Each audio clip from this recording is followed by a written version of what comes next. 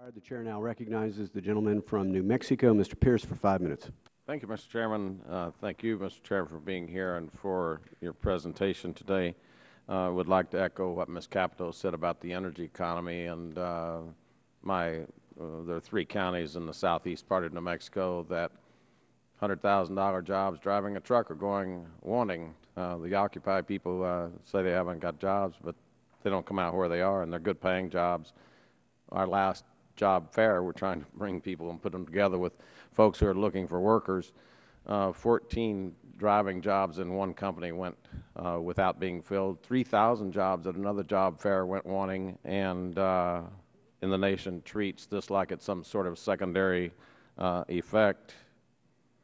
Nationwide, I would point out that the Bureau of Labor Statistics shows 3.6 million jobs are available right now in America, and yet we've got 7.5%, whatever percent unemployment, and at some point I think the country needs to deal with that. I would also like to echo what Ms. Capito said about the seniors.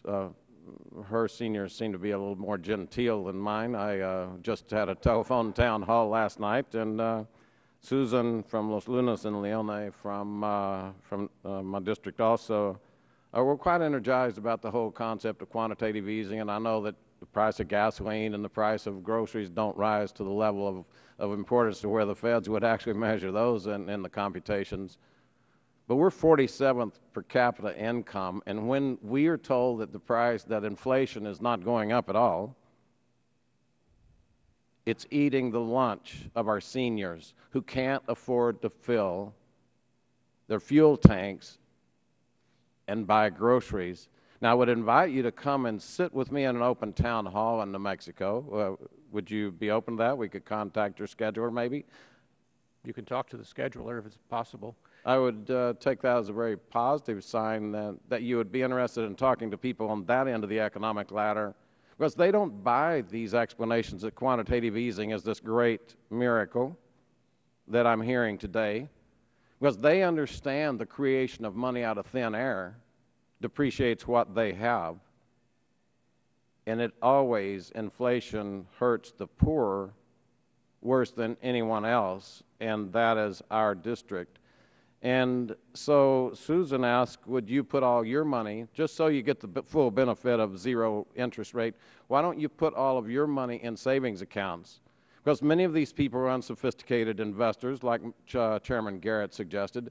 They're not comfortable. They don't know all these risky things. They see Wall Street and they see all the derivatives and all this jazz that got everybody hyped up and cost us several $1 trillion to pay back those people who took those risks. But they don't buy it. And they're furious with the government.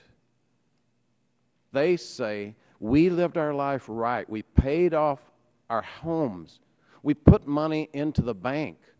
We had a nest egg that was sufficient at the going rate of interest, and now our government is bragging that we have zero interest, and we are being punished after living our lives correctly.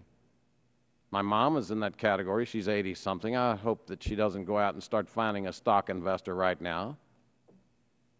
So I think at some point it would be nice for you to get out among people that have manure on the bottom of their boots like we do in New Mexico. You spend a lot of time on page 7 quoting the CBO about the effects of the sequester. You even talked about it, but I was unsure if you agree with the CBO or if you simply are quoting the CBO. Are you in full agreement with the effects that you have put into your paper? Broadly speaking, yes. Fairly speaking, I'm wondering, you also say that there were temporary interruptions to the economy, the weather-related interruptions to the economy. That's page 1 of your testimony. I'm seeing that the Walmart, in the Financial Times, that Walmart and all the other retailers are worrying about that price increase or the payroll tax increase that was passed along at the end of last year as being maybe as big an effect. The cost is about the same, $95 billion more or less.